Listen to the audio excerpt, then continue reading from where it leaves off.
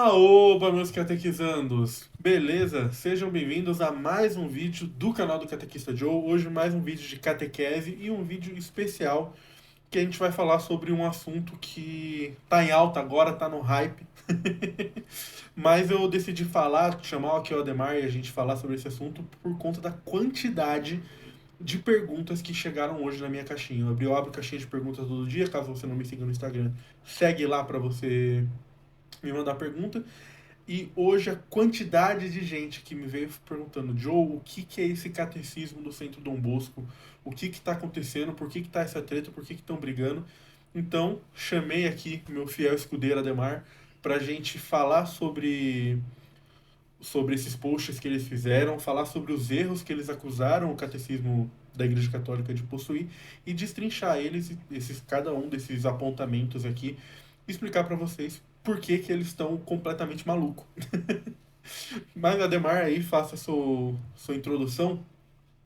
Fala galera, então hoje a gente vai abordar alguns parágrafos que o Centro Dom Bosco colocou, que colocam um questionamento sobre a nossa Como doutrina e problemáticos.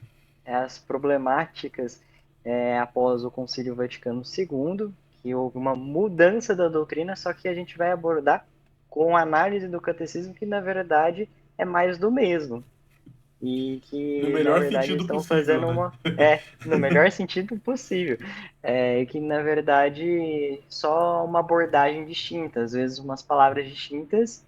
E detalhe, teve parágrafo citado que a nota de rodapé inteira é o catecismo romano.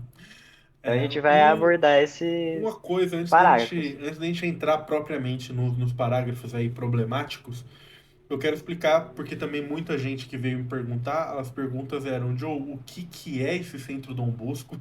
Então o pessoal assim tá completamente perdido nessa história. Então, para iniciar aqui explicando, o Centro Dom Bosco é um centro de formação católica tradicional, é assim que eles se definem. E em tese seria isso, um centro onde eles fazem cursos, eles têm uma editora, publicam livros, e a ideia seria educação católica, né? Ali voltada para teologia, doutrina e esse tipo de coisa. Qual que é o problema do Centro Dom Bosco? Eles entraram no tradicionalismo, se afundaram no tradicionalismo. Se você quer saber mais sobre qual seria o problema de ser tradicionalista, não confundir com tradicional, vê o Catequista Conversa com o Caio lá do Continuismo Sempre, que a gente falou muito sobre isso. E aí o Centro Dom Bosco é um pessoal que vai fundo nessa ideia de tradicionalismo, não se declaram sedevacantes, ou seja, eles não falam que o Papa não é Papa, mas eles facilmente caem em um sedevacantismo prático, ou seja, eles não falam que o Papa é Papa, até rezam pelo Papa, mas na prática não seguem o que o Papa fala, estão sempre atacando os concílios da Igreja e estão sempre em uma suposta defesa da tradição, detonando com o magistério, que é outro dos tripés que a nossa igreja precisa para funcionar. Então, são sedevacantistas, não se declaram como sendo, mas na prática acaba sendo aí uma forma de sedevacantismo. É como diz o Carlos Neiva lá, né? Os 50 tons de cisma.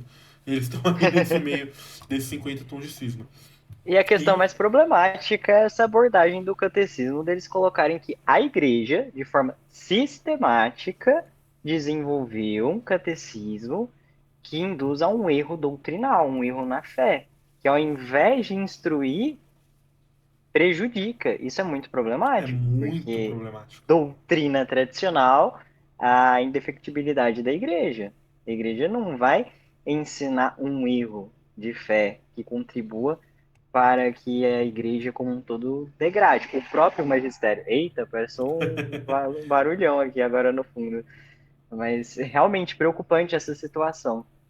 Sim, e vindo para essa treta recente, né? Na verdade, essa treta é recente, só que ela começou, ela tem um primeiro capítulo ano passado, quando eles fizeram uma publicação na editora deles do Catecismo Romano. Quem não sabe, o Com a Catecismo estética Romano amarelinha.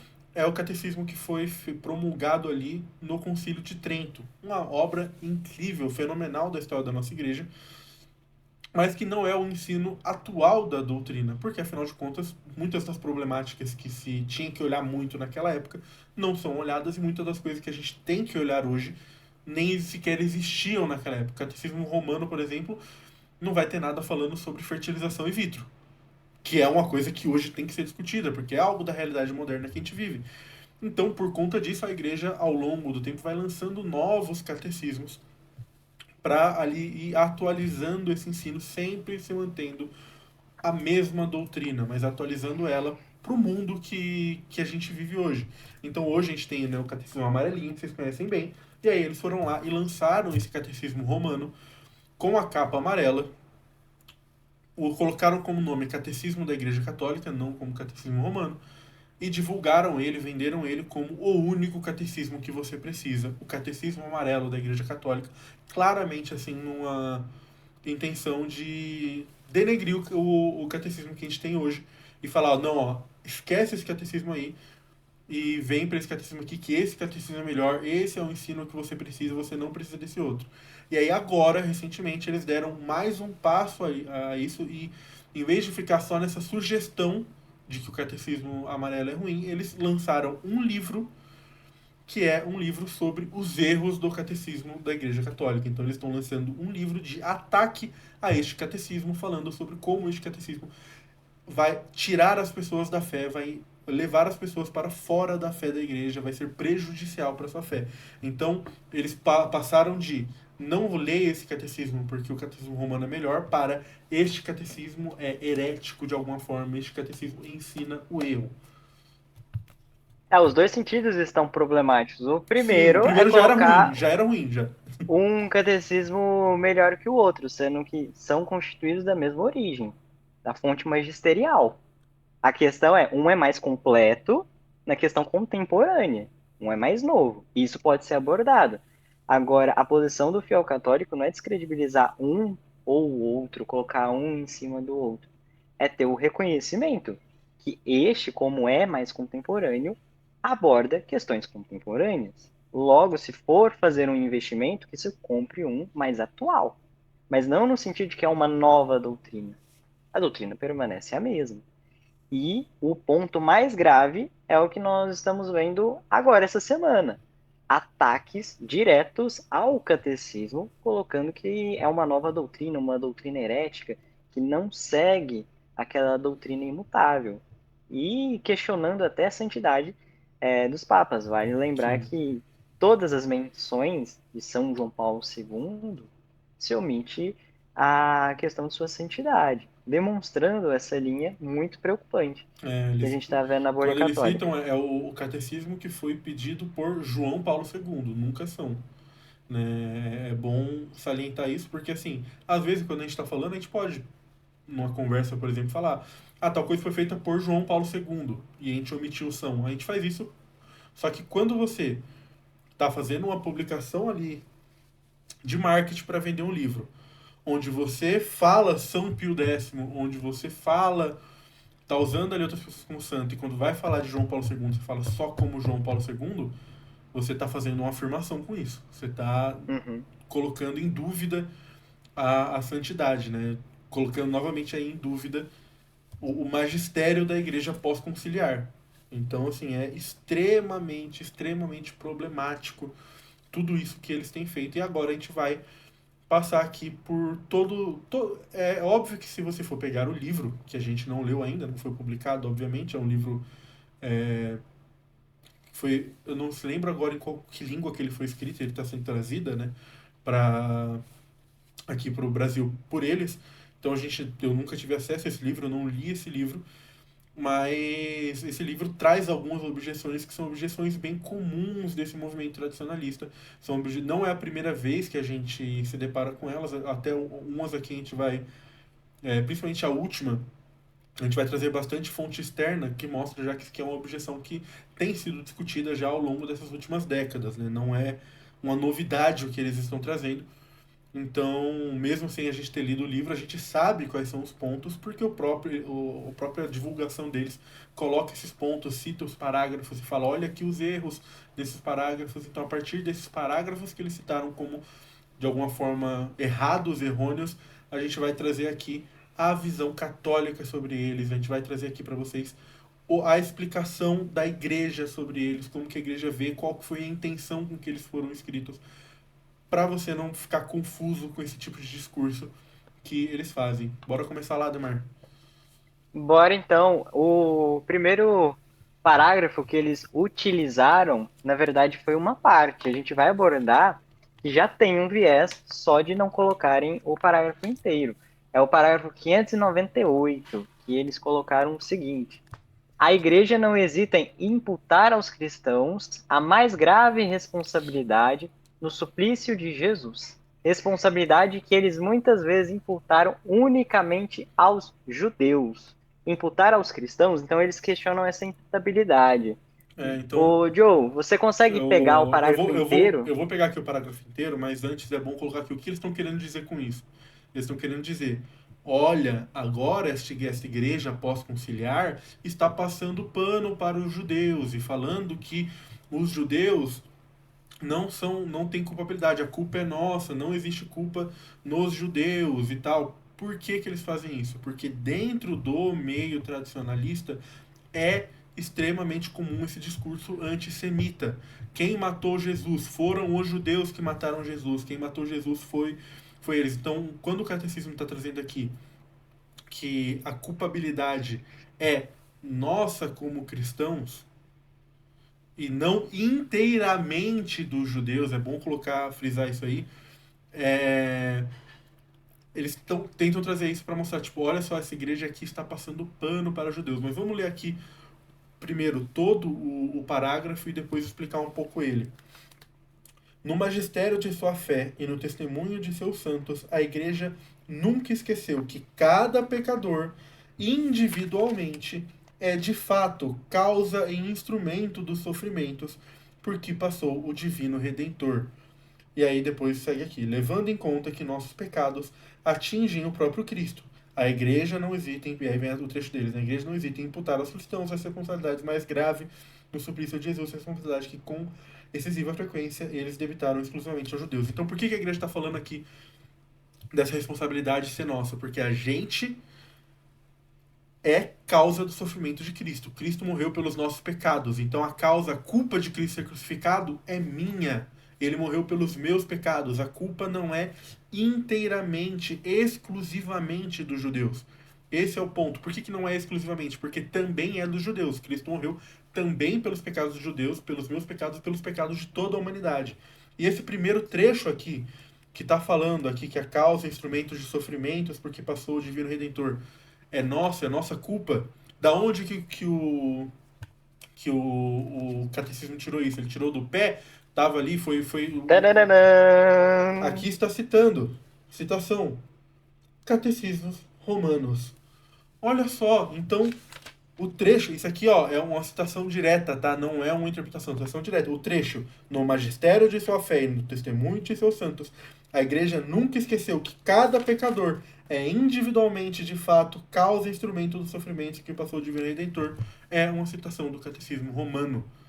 Então, se eles estão falando que a igreja é passadora de pano para judeu, porque ela está aqui colocando que a culpa não é exclusivamente deles, mas é nossa culpa também. Se ele está falando que isso é errado, ele está falando que o catecismo romano é errado. Porque o catecismo romano coloca que a gente exclusivamente, a gente individualmente, desculpa, é responsável pelo sofrimento de Cristo. Não é a gente como sociedade, não é a gente como corpo místico de Cristo, como unidade. É a gente individualmente. Cristo morreu individualmente pelos meus pecados, por mim.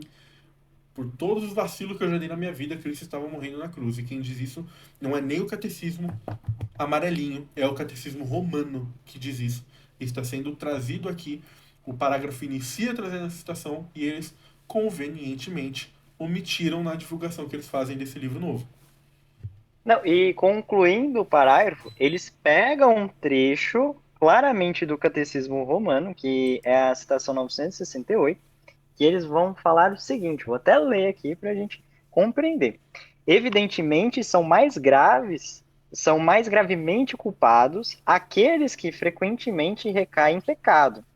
Se de fato nossas culpas levaram Cristo ao suplício da cruz, aqueles que mergulham no mal o crucificam novamente, pois está com eles o Filho de Deus, e eles o atingem com um crime mais grave do que aquele dos judeus.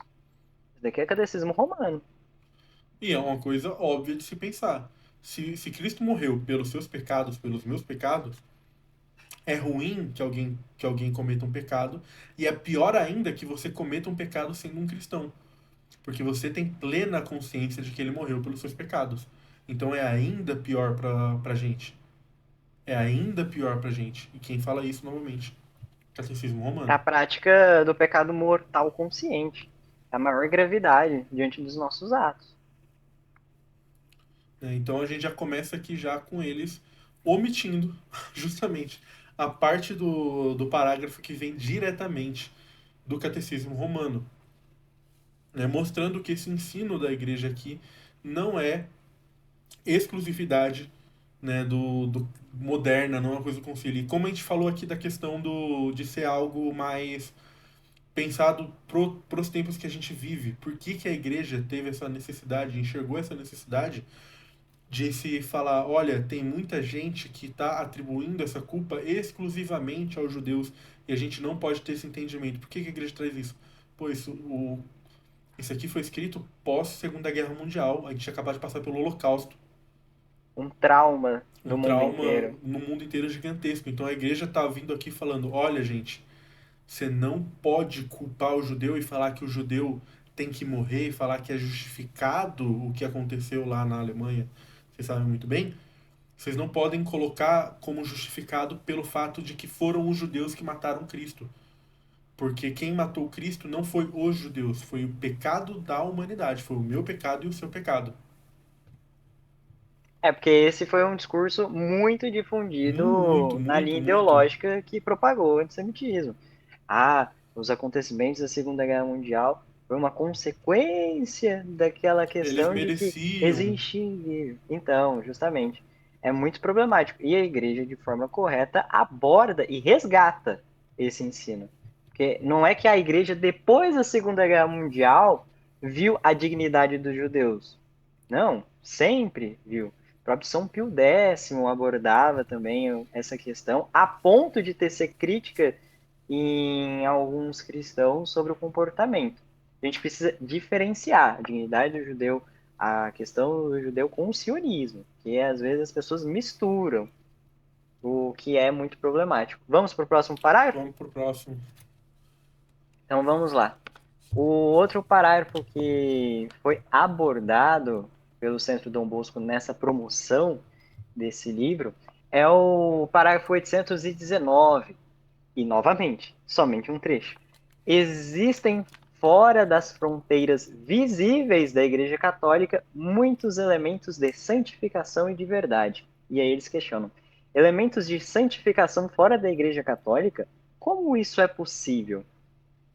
O interessante é que, no próprio trecho aqui, eles já respondem, porque aqui está abordando as fronteiras visíveis da igreja, ou seja, a instituição visível. A gente não pode negar que o batismo continua sendo um batismo válido, mesmo que não esteja visivelmente na igreja católica, na instituição. Porque a gente reconhece o batismo válido em igrejas protestantes.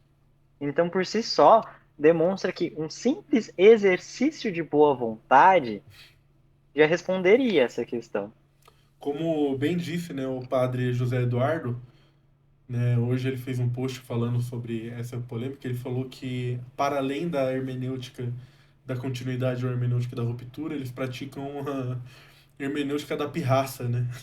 Porque é claramente uma má vontade. O cara já vai ler o parágrafo com extrema má vontade e disposto a interpretar da forma mais degradatória possível para a Já vai igreja com viés apóstolo. negativo. Então, assim, a ponto de, como o Ademar falou, essa aqui a gente nem precisa ler o parágrafo inteiro. No próprio parágrafo já está demonstrando. Porque está falando assim, como assim eles estão dizendo que é possível existir algum elemento de santificação fora da igreja católica? Mas, pô, o parágrafo está falando fora das paredes visíveis. Ou seja, quando a gente está falando aqui de igreja como instituição, aqui igreja, que a gente vai, a comunidade que a gente participa. E isso, de novo, não é um ensino recente. Vamos voltar aqui lá para o Concílio de Trento. No Concílio de Trento já se falou sobre a validade de, de sacramentos fora da Igreja Católica. Então, assim, se um protestante tem um batismo válido, ele, mesmo que não aceite isso, é participante da Igreja Católica, porque ele foi batizado e o batismo dele é um batismo válido. E é um Então, elemento católico, isso é mesmo um que não elemento esteja católico inserido. e santificante. Você vai falar que uma pessoa que foi batizada nisso não é um elemento santificante na vida dela, a pessoa que recebeu o batismo, e ela teve um batismo válido, e isso foi feito num culto. Não estamos falando aqui que está certo. Mas se o batismo é válido, se a igreja reconhece esse batismo como válido, isso não é um elemento santificante que acontece fora dessa barreira visível da igreja, ou seja, ainda está acontecendo dentro da igreja, porém não da igreja visível, ou seja, dessa forma de estrutura que a gente tem na igreja. Sabe, se a gente nem precisa ler o parágrafo completo, é só ter o mínimo de boa vontade. O mínimo de boa vontade, que inclusive devia ser o que a gente faz com tudo na nossa vida. A gente, como Essa é a conduta do católico, cristão. a gente como católico, como cristão, a gente tem essa obrigação de tudo que a gente vê, a gente tentar ver assim com a maior boa vontade possível e não presumir o pecado no outro, né? Uma reta intenção. Exatamente. Então assim, você olha para um texto que você enxerga nele uma dubiedade que não tem, isso aqui a gente já mostrou para vocês que não tem. Mas você olha para isso e você de alguma forma enxerga alguma dubiedade nele, de olhar e falar: nossa, então será que ele está tentando insinuar aqui que é possível se santificar fora da igreja? Você tem a obrigação de olhar para esse texto com a melhor boa vontade, de olhar para esse texto e falar: olha, não, pera, eu estou achando isso, mas deixa eu reler ele, deixa eu pensar. Tem essa interpretação, mas também tem essa aqui que está falando sobre essa questão da fora da barreira visível. Então, eu tenho por obrigação olhar para essa como a mais possível e imaginar que seja essa, porque afinal de contas a gente não pode ali ter um juízo incorreto da pessoa se a gente nem sabe qual foi a intenção com que aquilo foi escrito, né? A gente tem que sempre ter essa boa vontade. Isso seja para ler o catecismo, seja para ver uma, uma fala de um papa, que é outra coisa que eles, meu Deus do céu, fazem muito, né? Tem uma má vontade para interpretar qualquer coisa que o papa fale. Então a gente sempre tem que olhar ali com a melhor boa vontade possível, principalmente quando a gente está falando de magistério da igreja. Vamos pro É, próximo. justamente. Ah, Podemos ir para o quiser próximo. complementar alguma coisa? Não, não. Eu só já alerto o pessoal se tiver um barulho no fundo, não reparem as cachorras aqui. Então, vamos para o próximo parágrafo, que é o parágrafo 836. Aqui no Store, eles abordaram a seguinte questão: todos os homens são chamados à unidade católica do povo de Deus. De vários modos a ela pertencem, tanto os fiéis católicos como os outros, que também acreditam em Cristo, e finalmente todos os homens, sem exceção, que a graça de Deus chama a salvação. Detalhe que eles fazem um balãozinho sobre o sem exceção, colocando que essa seria a maior problemática. Isso está escrito no Catecismo Moderno. Pergunta: isso está correto? E aí vem a resposta: sim, está correto. Vamos lá. Qual que seria a problemática que eles estão. Esse aqui eu até estava conversando com a Demar antes aqui, que é um que é até difícil de entender qual que era a problemática que eles estavam tentando puxar aqui. O que, que eu imagino que seja? Seja a questão de que a salvação não é para todos, mas sim para todos que foram eleitos, para todos que vão buscar a Cristo. Mas, de novo, isso é uma má vontade tremenda com o texto, porque o texto está falando para todos, sem exceção, os homens que, pela graça de Deus, são chamados para a salvação. Vamos falar então que a graça de Deus ela não aborda essa questão de não pode chamar os eleitos que estão fora deste corpo visível. Por exemplo, as comunidades que não tiveram acesso a essa revelação, se ela teve a graça de Deus, mesmo de que não tenha chegado à plenitude da revelação, não deixa de ser um eleito.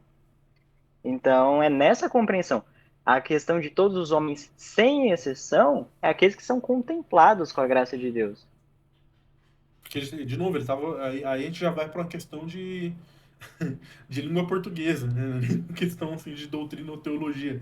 É você compreender o que o texto está falando. Se o texto está dizendo ali, primeiramente, de, de que a santidade é para todos que foram ali, estão na graça, e depois ela complementa com para todos os homens sem exceção, ela está falando sobre esse primeiro objeto aqui, que era já esses homens que foram. Então, assim, ela não está falando que uma pessoa que não aceite a graça de Cristo, de Deus, ela vai ser santificada de alguma forma ou vai ser chamada de alguma forma. Ou entendam isso, tipo, é um complemento do início do parágrafo, gente. Pelo amor de Deus, vamos ter boa vontade para ler o texto. Você quer Eu complementar acho alguma coisa desse aí? interessante ler, inclusive, aqui esse segmento inteiro, para a gente ter a dimensão Sim, total. lê que é bom. Aqui, inclusive, qual que é o subtítulo? Quem pertence à Igreja Católica? Que já vai começar abordando 836. Todos os homens são chamados a esta católica unidade do povo de Deus. A ela pertencem ou são ordenados, de diversos modos, quer os fiéis católicos, quer os outros crentes em Cristo, quer todos os homens que, pela graça de Deus, são chamados à salvação. E, inclusive, aqui no parágrafo, a nota de rodapé está citando a Lumen Gentium, que é muito problematizada pelos tradicionalistas, mas continuemos. São incorporados plenamente à sociedade, que é a igreja, aqueles que, tendo o Espírito de Cristo, aceitam a totalidade de sua organização e todos os meios de salvação nela instituídos, em sua estrutura visível, estão unidas a Cristo, que a dirige por meio do sumo pontífice e dos bispos, pelos vínculos da profissão de fé, dos sacramentos, do regime eclesiástico e da comunhão. Contudo, não se salva, embora esteja incorporado à igreja, aquele que não persevera na caridade e permanece dentro da igreja com o corpo, mas não com o coração. É curioso, né? Porque eles acabam abordando como se a igreja estivesse falando que todos serão salvos, independente de estar constituído no corpo. Só que aqui aborda que nem necessariamente todos que estão constituídos irão perseverar e permanecer nessa comunhão, o que no próprio contexto já Imagina quem não refuta. está constituído, né? Então, justamente, continuando.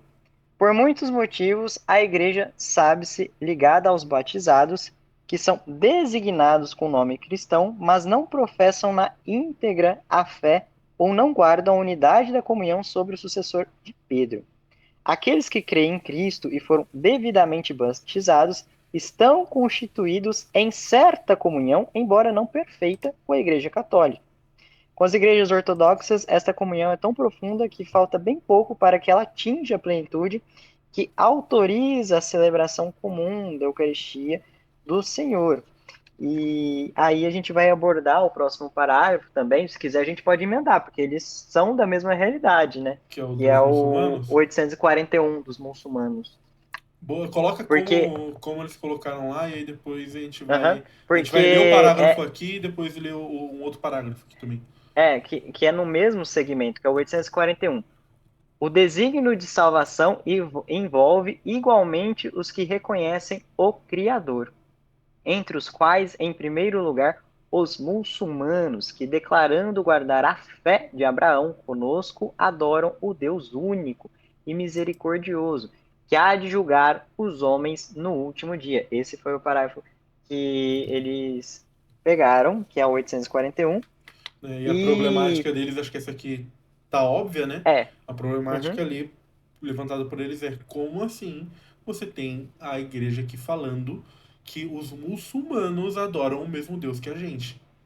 Esse ali é o grande problema. Inclusive, se for ali, é das partes ali que tem mais comentários, né? Sempre é uma parada que frequentemente me perguntam sobre esses parágrafos do catecismo, sobre essa questão dos muçulmanos, né? Tipo, nossa, que absurdo! O catecismo está afirmando que os muçulmanos adoram o mesmo Deus que a gente, adoram um único Deus. Isso é um escândalo para eles, né?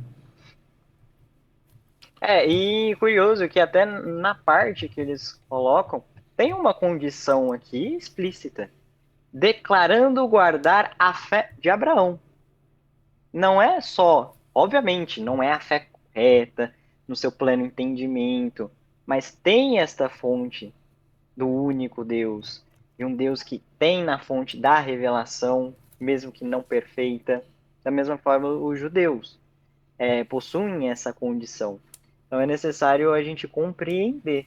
É E, muito fácil ô explicar essa Joe, questão, porque eles falam, tipo, não, eles não acreditam no mesmo Deus que a gente, porque eles não acreditam em um Deus trino. Os judeus também não acreditam num Deus trino, e eu acho que ninguém aqui vai falar que o Deus que os judeus adoram não é o mesmo Deus que a gente. Eles só têm uma revelação incompleta. Não, eles não estão corretos de adorar Deus da maneira que eles adoram.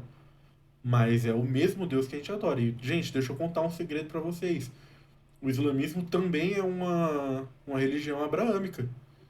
Ele tem origem no mesmo lugar que a nossa. Então eles adoram sim o mesmo Deus que a gente. De uma revelação incompleta, mais incompleta ainda que a dos judeus, sim. Não, a gente não tá falando aqui passando pano e falando que é correto você ser muçulmano, né? Que tá tudo bem ser muçulmano. Não é isso que a gente tá falando. Não é isso que o catecismo tá falando, porque se você seguir lendo ali, os próximos parágrafos vão estar falando sobre a necessidade de conversão deles, que eles têm sim que se converter. Né? Então o catecismo não está falando que está tudo bem. O catecismo está reconhecendo que eles adoram o mesmo Deus que a gente. E de novo, isso é uma doutrina moderna? Não. Vamos aqui para um outro livro que os tradicionalistas gostam muito, e eu também, porque é um livro muito bom, Catecismo Maior de São Pio X. O que é Catecismo Maior de São Pio X? Ele foi uma tentativa incrível, maravilhosa, do Papa São Pio X, onde ele pegou o catecismo romano, que a gente falou aqui um pouco mais cedo, e tentou fazer uma espécie de resumo dele em forma de perguntas e respostas. Então ele está ali com perguntas e respostas falando sobre a doutrina com base no catecismo romano. Então é a mesma doutrina ali de sempre, né, da igreja. E ele tem uma menção aos muçulmanos nesse catecismo. Olha só, vamos ver o que ele fala sobre os muçulmanos. Está lá no parágrafo 225, né, pergunta 225, que é: quem são os infiéis? Os infiéis são aqueles que não foram batizados e não creem em Jesus Cristo, seja por crerem em adorar em falsas divindades, como os idólatras, seja porque, embora admitam o único Deus verdadeiro, não creem em Cristo Messias, nem como vindo da pessoa de Jesus Cristo, nem como havendo de vir ainda. Tais são os maometanos e outros semelhantes. Ou seja, o que ele está falando aqui que são os infiéis? Ele está falando que os infiéis são ou os pagãos, ou pessoas que não acreditam no. Que acreditam no Deus verdadeiro, Deus único e verdadeiro, mas não acreditam na revelação de Cristo. E ele está aqui fazendo a separação dos judeus, né? Falando nem que acreditam que Cristo veio, nem que acreditam que Cristo ainda vai vir. Então ele não coloca aqui os judeus nesse mesmo grupo aqui dos infiéis, mas ele fala, olha, os muçulmanos são infiéis porque eles professam, eles admitam o único Deus verdadeiro, mas eles não creem em Cristo. Então aqui, São Pio X, baseado no Concílio de Trento, baseado no Catecismo Romano, está falando que os muçulmanos admitem o Deus único e verdadeiro. Então, de novo, não é uma invenção do Concílio Vaticano II, não não é é uma uma nova invenção, doutrina. não é uma nova doutrina, não é uma maluquice ali inventada pela Igreja pós-conciliar. Isso é algo que já estava presente na doutrina, que já era ensinado na doutrina. São Pio X está falando aqui claramente. Muçulmanos, quando ele vai citar o exemplo, qual que é o exemplo que ele cita de uma pessoa, de uma religião que admite o Deus verdadeiro, mas não admite Cristo? Ele fala os maometanos, são muçulmanos. Então ele está falando, olha, muçulmanos são infiéis porque, apesar de acreditarem no Deus único e verdadeiro, não aceitam Cristo como Jesus, como Deus. Então, assim, é muito claro aqui São Pio X falando pra gente que eles acreditam no mesmo Deus verdadeiro. Aí, porque muda as palavras, muda a forma de falar, não, então pronto, então tá errado. Né? O problema é que não vem da mesma pergunta aqui que São Pio X categoriza eles como infiéis. Aí automaticamente tem que pegar e jogar fora. Por mais que o catecismo aqui da igreja siga falando, olha, eles estão errados, eles têm que se converter, a gente tem que se esforçar para que a gente converta eles. Mas não falou que eles são infiéis, Então não importa do que tá falando, sabe? É assim, de novo, de uma má vontade tremenda. Tremenda, tremenda, tremenda, tremenda. Não, e na verdade, o que que acontece? O catecismo se propõe a abordar essa relação dessas distintas profissões de fé que não detêm dessa revelação plena, de como elas podem ser inseridas nessa revelação, neste corpo que é a igreja. Então ela vai destrinchar pontos que às vezes não era tão visível. Por quê? No período do catecismo romano, não era vigente esses questionamentos à revelação, esse ênfase, principalmente aqui no Ocidente, de outras religiões. Hoje em dia, o Ocidente contempla mais muçulmanos, mais judeus, uma maior quantidade de protestantes de diversas profissões de fé que afetam essa questão da comunhão, alguns que estão em maior, em menor comunhão. Só que a igreja, em momento algum, pratica o irenismo ou o relativismo da doutrina.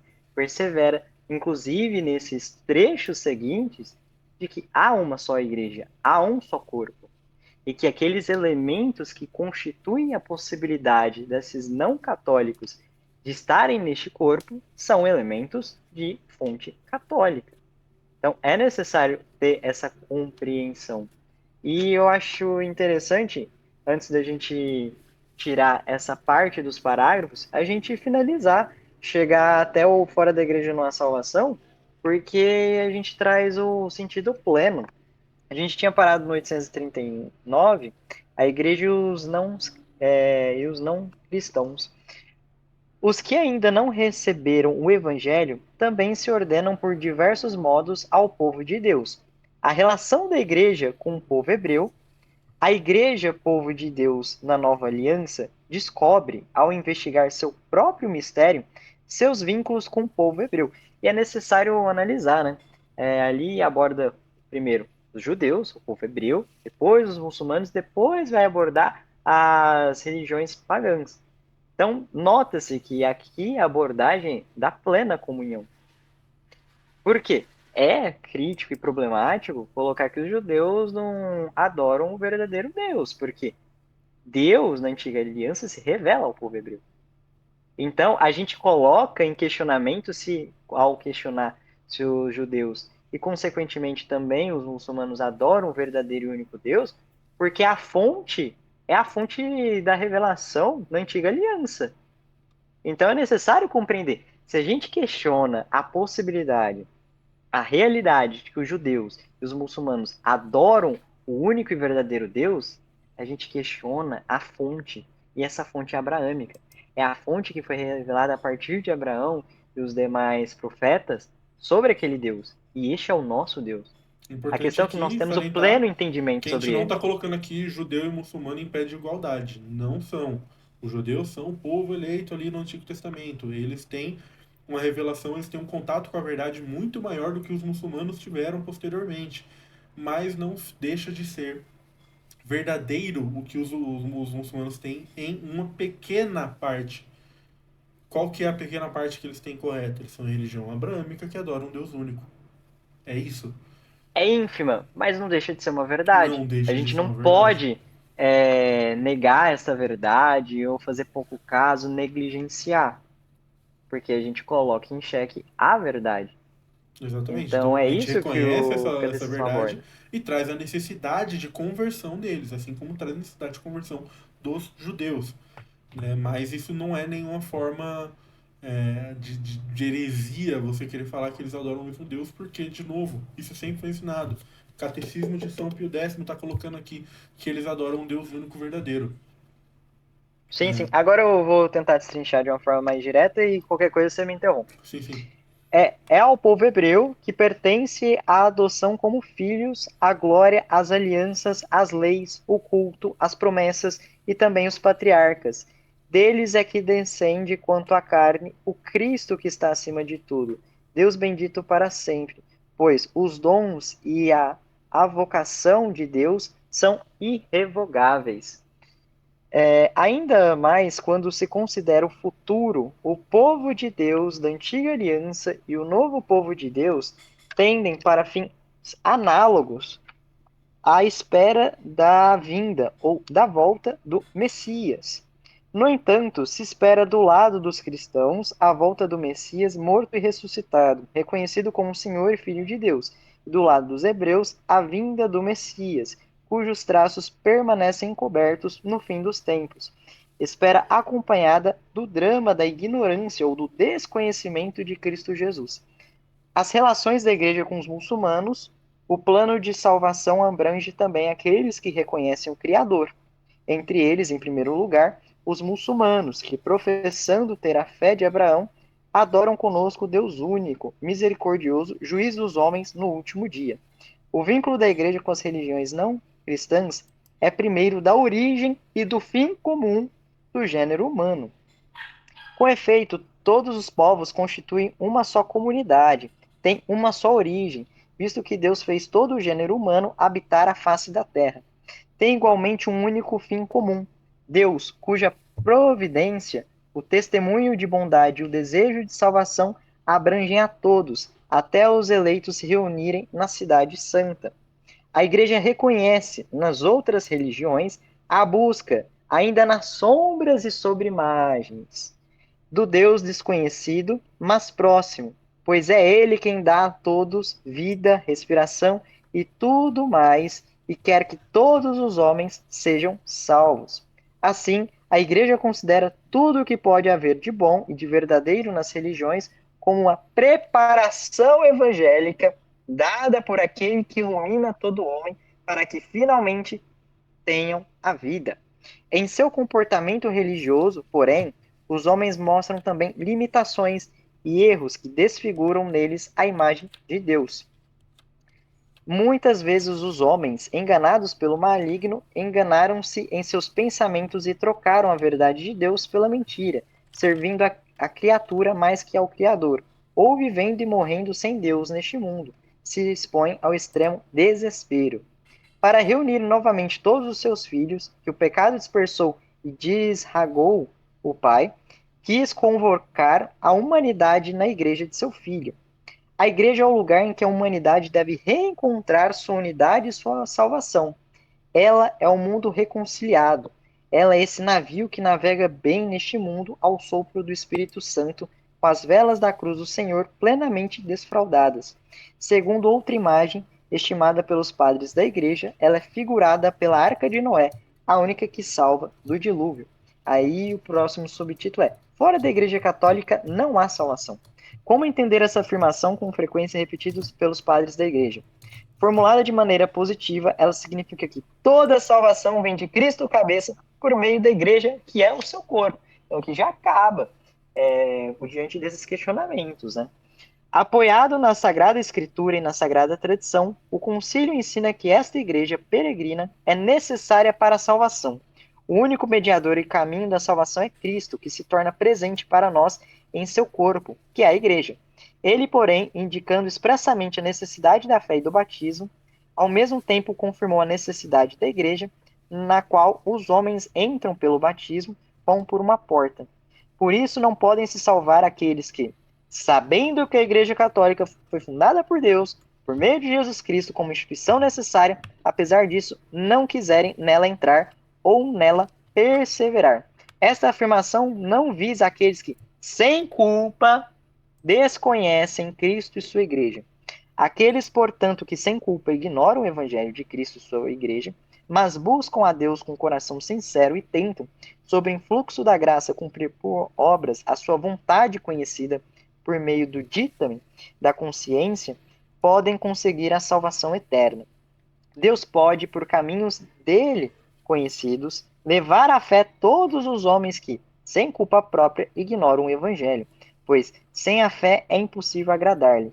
Mesmo assim, cabe à igreja o dever e também o direito sagrado de evangelizar todos os homens. Então aqui aborda claramente que aquele que tem a compreensão, tem acesso à revelação, deve abraçar em plenitude, sendo incorporado e perseverar ao estar incorporado nessa realidade plena, que é a Igreja Católica. Então não basta estar Eu, dentro, tem que perseverar. e o início desse trecho ele é muito bom porque está falando sobre essas fagulhas de verdade, como elas são genuinamente verdadeiras, e isso, de novo, não é um ensino novo, é o que essa aí não é nem que a gente precisa nem traçar ela ali pro Concílio de Trento, a gente traça ela para a Bíblia.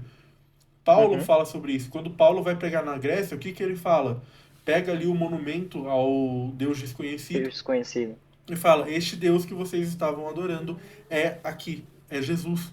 Então, ele pega um elemento que aquele povo pagão chegou de verdade, que é: existe um Deus único, e por conta disso eles ergueram um obelisco a ele, ergueram ali um monumento a esse Deus desconhecido.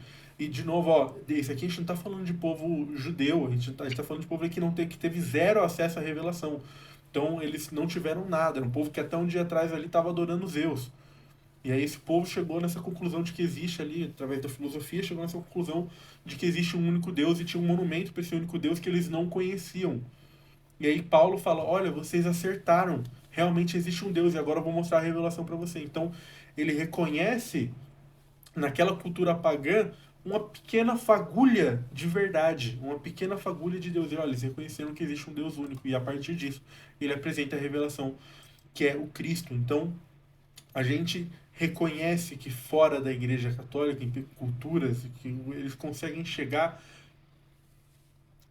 minimamente próximo da verdade. Nunca vão chegar na totalidade dela. Isso é só dentro da igreja. Mas eles conseguem alguma coisa. E o nosso Deus, sendo um Deus justo, vai levar isso em consideração. Né? O nosso Deus, sendo um Deus justo, ele vai olhar para uma pessoa que nunca foi apresentada à fé e julgar ela de acordo com isso. E se essa pessoa calhar de ser salva, ela vai ser salva pela Igreja Católica. Toda pessoa que é salva pela igreja. Por quê? Porque ela é salva por Cristo. Cristo é a cabeça, a igreja é o corpo místico de Cristo. Então, se a pessoa é salva, ela é salva pela igreja, que é esse corpo místico de Cristo. É justamente. Então aqui já não resta dúvida.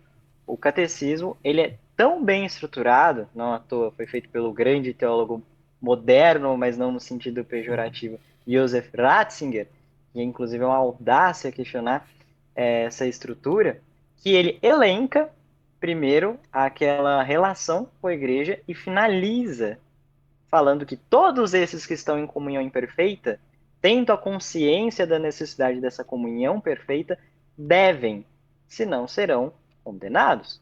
Então, é necessário ter essa compreensão, ler o catecismo, abordar todos os parágrafos, não pegar um trecho.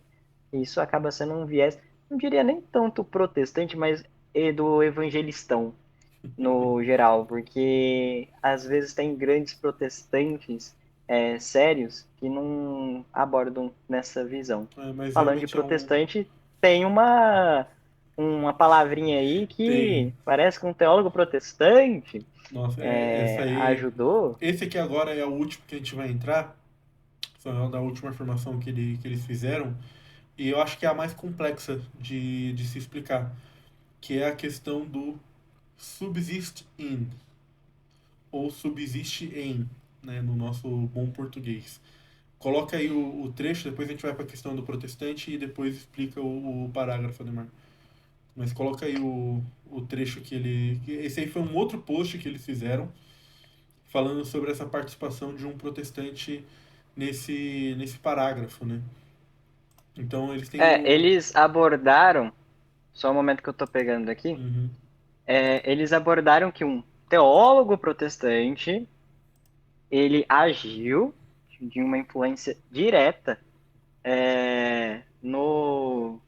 na constituição da Lumen Gentium, dentro da questão sobre a igreja, e utilizaram a palavra subsiste, em que a igreja de Cristo subsiste, Né, então a colocando igreja aqui católica. o trecho. Você tem o trecho aí da Lumen Gentium, ou do Catecismo, para a gente falar ele, falar um pouquinho sobre a problemática e a gente entrar nessa história do pastor protestante?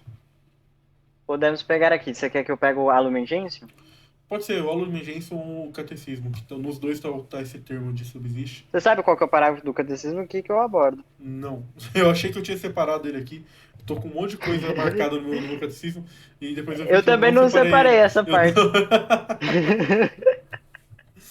Mas também é muita coisa para abordar, então a gente acaba pegando ali alguma É, coisa em específico. mas vindo aqui qual que é a afirmação, né, que é feita ali na Eu pego aqui Juventude.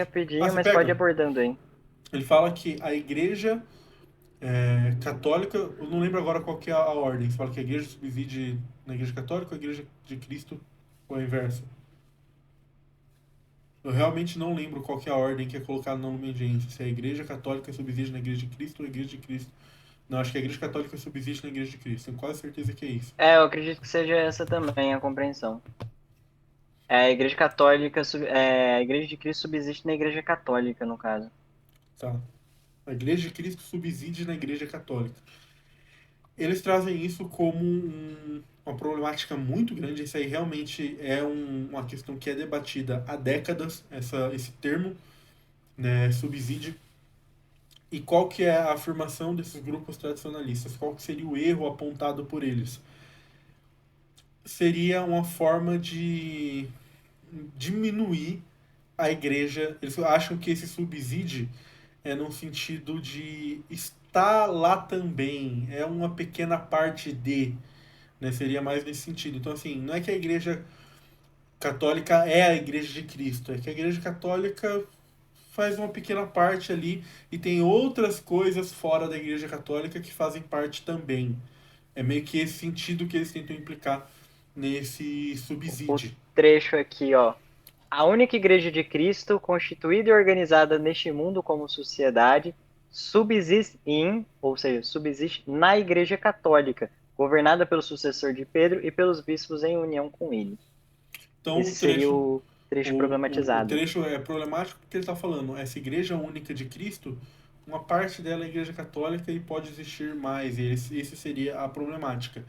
Primeiro vamos entrar nessa questão de como esse termo foi cunhado, que o Centro Dom Bosco falou que esse trecho ele foi cunhado por um pastor protestante que foi convidado como observador no Concílio Vaticano II, e ele realmente foi.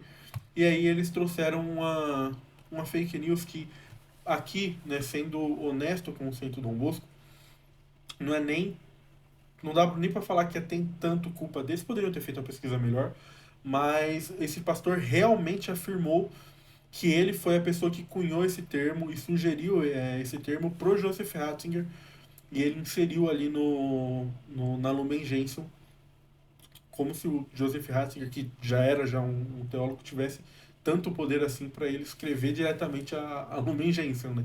Ali na época do Concílio Vaticano II. Lembrar que ele ainda era padre nessa época. Estava presente sim, já era um teólogo, já tinha ali um certo nome, mas não foi ele que escreveu a Lumen Gentium, né?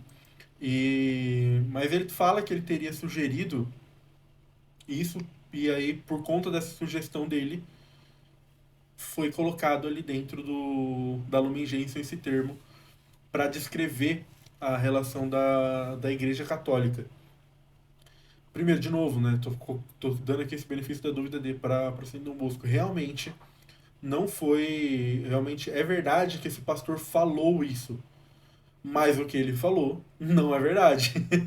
E é uma coisa que é muito simples e muito fácil da gente verificar.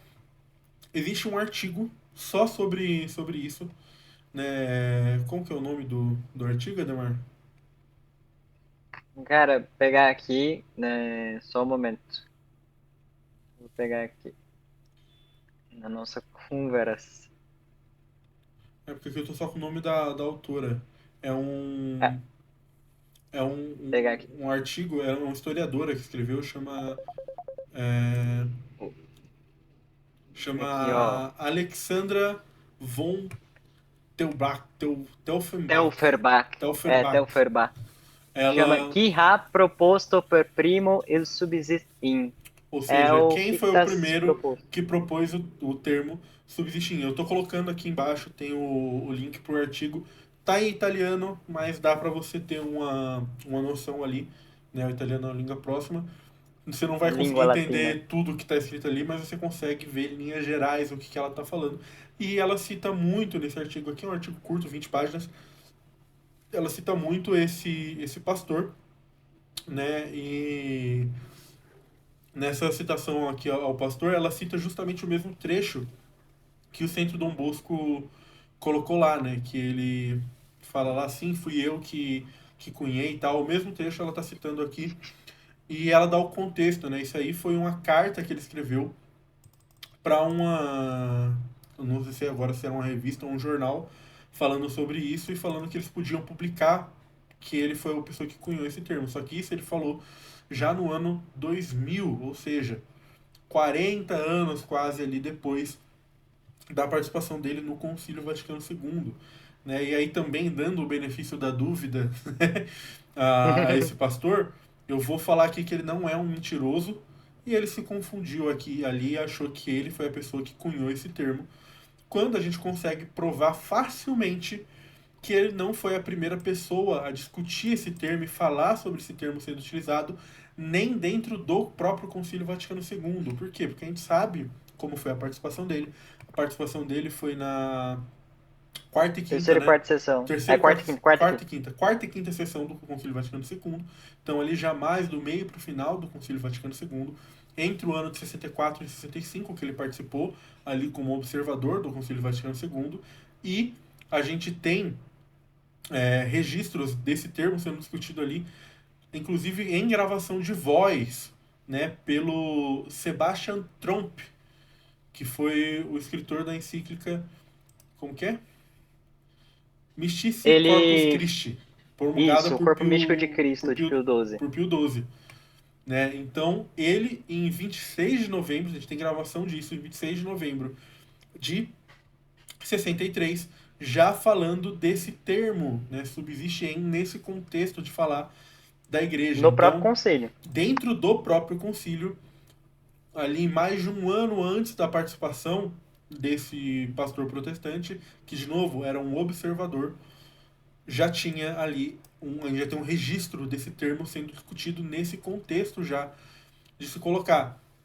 E aí, E o Sebastiano, é bom até a gente abordar essa questão, porque uhum, ele que sugeriu, só que ele tem obra sobre essa questão em 1946, o que demonstra que no ambiente católico essa palavra já era familiar, não foi uma introdução de uma interferência protestante, liberal e tananã. e assim, E é é a obra. bom falar aqui, né? Ah, mas a igreja nunca antes estava usando esse termo ali, foi só, né, chegando ali próximo do concílio que se começou a querer usar esse termo. Isso não é um problema. A teologia se desenvolve e novos termos são apresentados. Ademar, vou fazer uma pergunta aqui para você. Os ortodoxos, apesar de terem sacramentos válidos, eles são familiares com o termo transubstanciação? Não. Eles não possuem essa compreensão que gera uma problemática, no sentido de que, nesse ênfase, eles se abstêm da reflexão filosófica, porque essa questão da transubstanciação, ela tem muito fundamento da análise da argumentação, uma filosofia mais ocidental e com constituições aristotélicas, a questão do acidente, substância. Então, eles abstraem o juízo porque para eles é estranho essa compreensão, essa explicação, mas eles reafirmam a presença real. Então, assim, Então, tem essa distinção. eles têm um sacramento válido, e eles não são nem familiares com o termo transubstanciação, porque esse termo não era utilizado antes do cisma. Antes do século XI, esse termo não era amplamente utilizado. Ele vai ser amplamente utilizado pós isso aí, né? Principalmente aí depois quando a gente vai entrar, por exemplo, em Santo Tomás de Aquino. Então, isso não invalida de qualquer forma o termo transubstanciação. Não é porque você não vai encontrar os pais da igreja utilizando o termo transubstanciação que ele não é um termo válido para explicar isso filosoficamente. O mesmo se aplica aqui. Não é porque anteriormente não era utilizado esse subsiste in que ele não é um termo que possa ser aplicado posteriormente pela teologia, principalmente O se ele for purgatório também é aplicado. um exemplo. Purgatório também é um exemplo, principalmente se a gente não tiver, se a gente tiver aqui olhando qual que é o sentido em que ele é aplicado. Esse é o mais importante. Não é a palavra, é qual que é o sentido em que ela é aplicada. O que, que a igreja quer dizer quando ela utiliza essa palavra na Lumen Gentium. Né? Então, assim, a partir disso que a gente tem que ter entendimento. E não tipo, de quando esse termo foi utilizado, ou o qual que é um possível significado, né, para esse termo. Parece, de novo, voltando aqui para os protestantes, para aqueles protestantes A malucos reta que intenção. pega o significado do Aurélio de veneração, e um dos significados do Uhum. Aurélio de veneração é adoração, para falar que a gente adora santo. Fala, ó, adorar e venerar é a mesma coisa porque tem significado no Aurélio.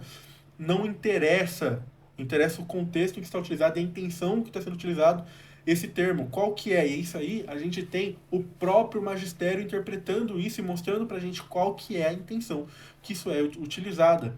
Isso aí a gente tem ninguém mais, ninguém menos que o já citado aqui anteriormente, Joseph Ratzinger, Bento XVI. Ele já falou especificamente sobre esse termo e por que ele foi utilizado e em qual que era o entendimento que a igreja queria tirar da utilização desse termo. Se você puder ler pra gente, Ademar, são duas questões que ele respondeu em 2007, se eu não estou muito enganado. Ele promulgou esse documento com alguns questionamentos ali e respostas para esses questionamentos. E ele fala, primeiro, do que isso quer dizer e por que isso foi utilizado em vez de utilizar. Por que a igreja falou subsiste em e não é? E não usou direto é. Né? A igreja católica é a igreja de Cristo. Porque ele não falou isso e falou a igreja católica subsiste na igreja de Cristo. Né? Então, se puder ler aí pra gente, Ademar. É necessário também salientar que a gente abordou que o Tron, ele teve a contribuição nesse corpo místico de Cristo. Eu falei que existem obras que ele utiliza esse termo. Essa que eu tinha falado era de 1946, Corpus Christi Quod est Ecclesia. Então, a relação do corpo de Cristo e a igreja. O que demonstra que não é uma ruptura, é uma nova doutrina. Por isso que a gente deve exercer a reta interpretação. Porque se eu quiser manipular um texto, eu posso manipular a favor de um viés. E essa é a maior problemática. Tanto é que alguns parágrafos que nós analisamos, se tivesse uma reta intenção, não seria um questionamento, como a questão das fronteiras visíveis. E sobre o documento que Bento XVI abordou, ele fez baseado em perguntas, e a questão é uma delas. Como deve entender-se a afirmação de que a Igreja de Cristo subsiste na Igreja Católica? A resposta é a seguinte: Cristo constituiu sobre a terra uma única igreja, instituiu-a como grupo visível e comunidade espiritual, que desde a sua origem e no curso da história sempre existe e existirá, e na qual só permaneceram e permanecerão todos os elementos por ele instituídos. Esta é a única igreja de Cristo, que no símbolo que professamos como sendo una, santa, católica e apostólica. Esta igreja, como sociedade constituída e organizada neste mundo, subsiste na Igreja Católica, governada pelo sucessor de Pedro e pelos bispos em comunhão com ele. Na Constituição Dogmática Lumen Gentium, subsistência é esta perene continuidade histórica e a permanência de todos os elementos instituídos por Cristo na Igreja Católica, na qual concretamente se encontra a Igreja de Cristo sobre esta terra, enquanto, segundo a doutrina católica, é correto afirmar que, nas igrejas e nas comunidades eclesiais, ainda não em plena comunhão com a Igreja Católica, a Igreja de Cristo é presente e operante através dos elementos de santificação e de verdade nelas existentes. Já a palavra subsiste só pode ser atribuída exclusivamente à única Igreja Católica, uma vez que precisamente se refere à nota da unidade professada nos símbolos da fé. Creio na Igreja una, subsistindo esta Igreja una na Igreja Católica. Antes de ir para a segunda questão que ele coloca aí do porquê o subsiste não é, olha só, tipo, a gente está falando aqui que eles tentam colocar esse subsiste em como uma forma de que como se o concílio estivesse colocando como uma coisa menor, né? Como tipo, olha, não é que a Igreja Católica é a Igreja de Cristo, ela só subsiste, então não é bem assim. E aí você vai ver a explicação de Bento XVI e ele está colocando, olha, apesar de existirem fagulhas da verdade, apesar de as outras ter um ou outro elemento santificante, como a gente falou aqui do batismo, apesar disso, a única igreja que subsiste na Igreja de Cristo é a Igreja Católica. Ou seja, subsiste tem o significado oposto ao que eles querem colocar. Né? Ele está realmente usando para reafirmar que apesar de existirem elementos ali em lugares que não estão em plena comunhão com a Igreja Católica, vai ter um elemento de santificação. Pô, a Igreja Ortodoxa, você vai falar que não tem elemento de santificação na Igreja Ortodoxa, que tem Eucaristia. Eles têm Eucaristia, você vai falar que não tem elemento de santificação lá. E apesar disso, a única igreja de Cristo é a Igreja Católica Romana. Então, Justamente é. aborda a questão de que a perpetuação dessa fé plena, a plena revelação, ela tem a permanência na Igreja Católica de forma eterna, no sentido de que ela jamais abdicará dessa posição. As demais igrejas possuem partes que, inclusive, essas mesmas igrejas que possuem essas partes podem perdê-las. Já a Igreja Católica jamais, porque ela é a verdadeira Igreja de Cristo, que aborda o próprio conceito da palavra subsiste, né, João? Então, sei lá, uma igreja como a anglicana, que surgiu com bispos ali, então teria, em tese, sucessão apostólica, pode perder esse elemento de revelação e esse elemento de verdade que é a sucessão apostólica, assim como eles perderam. Agora, a Igreja Católica Apostólica Romana não. Por quê? Porque ela subsiste na Igreja de Cristo. Agora, por que, Ademar, o subsiste em e Essa... não é? A segunda pergunta aí Vamos que ele responde. lá, a questão aqui. Por que se usa a expressão subsiste na e não simplesmente a forma verbal é? Resposta: o uso dessa expressão, que indica a plena identidade da Igreja de Cristo com a Igreja Católica, não altera a doutrina sobre a Igreja. Encontra, todavia, a sua razão de verdade no fato de exprimir mais claramente como, fora do seu corpo, se encontram diversos elementos de santificação e de verdade, que, sendo dons próprios da Igreja de Cristo, impelem para a unidade católica. Então, essa realidade de alguns elementos católicos em outras religiões existe para aproximar da plena revelação, para se aproximar da Igreja verdadeira. E ele continua.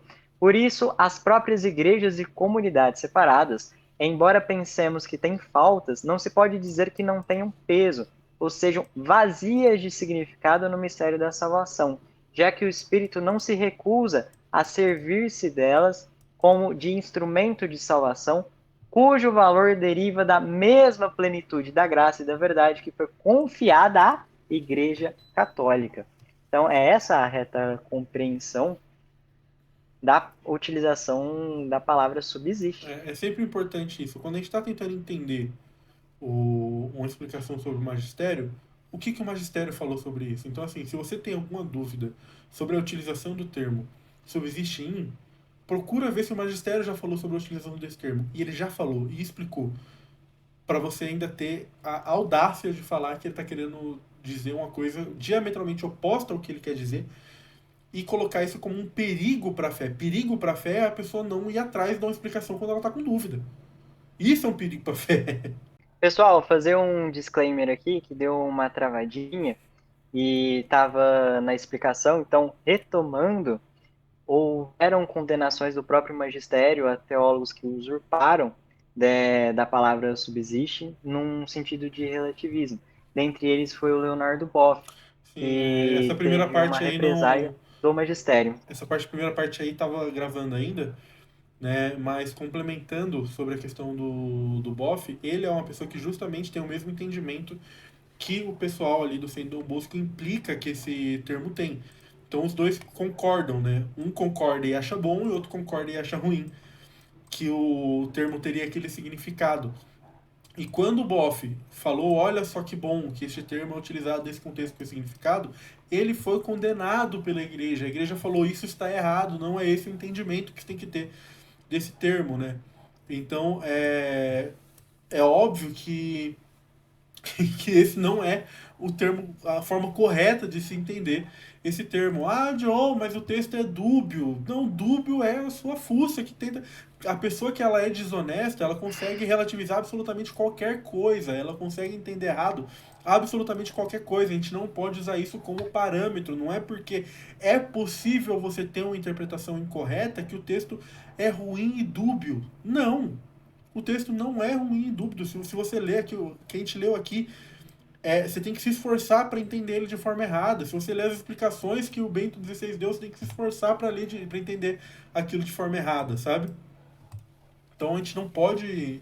E justamente o que os protestantes fazem, em certo sentido, com alguns versículos das Sagradas Escrituras. Eles exploram a possibilidade de uma ambiguidade para desenvolver uma linha totalmente contrária. Então, a gente não pode sustentar de que o texto é ruim porque há ambiguidade. A própria construção textual é inerente, graus de ambiguidade. E aí pode se abordar, mas teria a possibilidade de ter menos ambiguidade? No caso da palavra subsiste, é o termo em si. Então, cobrar menos ambiguidade não teria como, só assim. Não usem esse termo. Só que esse termo traz a excelência da Igreja Católica sendo única e a verdadeira Igreja de Cristo. Então, Então, é forçação de barra, não é tem como. muita forçação de E se barra. permite, eu vou pegar aqui um trechinho que finaliza essa condenação, que a igreja fala o seguinte: a subversão do significado do texto conciliar sobre a subsistência da igreja está na base do relativismo eclesiológico de Leonardo Boff, supradelineado, no qual se desenvolve e se explicita um profundo desentendimento daquilo que a fé católica professa a respeito da Igreja de Deus no mundo. Então, a Igreja aborda claramente, não há essa manipulação de forma que a Igreja quis, a Igreja permitiu essa ambiguidade de um modo consciente, porque estava tomada por um clero liberal, maçônico, que queria desvirtuar a verdadeira tradição da Igreja. Não! O mesmo magistério reafirmou a compreensão correta. Então, a gente não pode buscar manipular o texto. A gente deve buscar como a igreja usa esse texto. Essa é a forma católica. Essa é a forma católica de se enxergar. Gente, acho que a gente vai terminando por aqui. O vídeo ficou gigantesco. Gigantesco. Mas era necessário, né? Como a gente falou aqui no começo, é uma coisa muito séria que eles estão fazendo. É um erro muito grande. Leva muitas pessoas ao erro. Leva muitas pessoas para um caminho errado. Afasta a gente da igreja de Cristo. É triste. Então, assim, não enxerguem isso como um ataque ao Centro Dom Bosco. É uma correção de quem não quer ver vocês que estão assistindo aqui caindo nesse tipo de erro. Quer ver todo mundo aqui na barca de Pedro, todo mundo aqui junto, em unidade, como pede a igreja. Né? Então eu não enxergo como um ataque. Não é um ataque a você que está assistindo, não é um ataque ao Centro Dom Bosco. É uma demonstração da verdade, porque a gente tem que estar sempre junto com a verdade. A gente não pode aceitar esse tipo de colocação sendo feita aí a Deus dará, né, Ademar? Tem alguma consideração final? Justamente.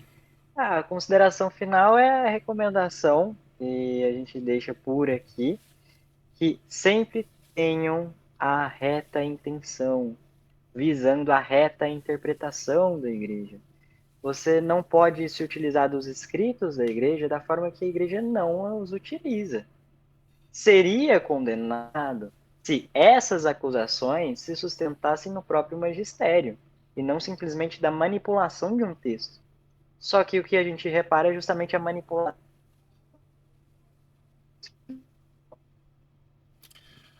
A ligação tá falhando de novo. Eram as considerações finais Tá. do Ademar. Ademar caiu de novo. Tá muito ruim. Mas, pessoal, a mensagem foi passada. Não vamos continuar insistindo aqui porque tá difícil, mas isso aí é pra gente ver se a gente consegue lançar o vídeo o mais rápido possível. Muito obrigado a você que assistiu até aqui, que acompanhou até aqui. Não se esqueça sempre analisar os textos com a reta intenção. Fiquem com Deus e com o amor de Maria.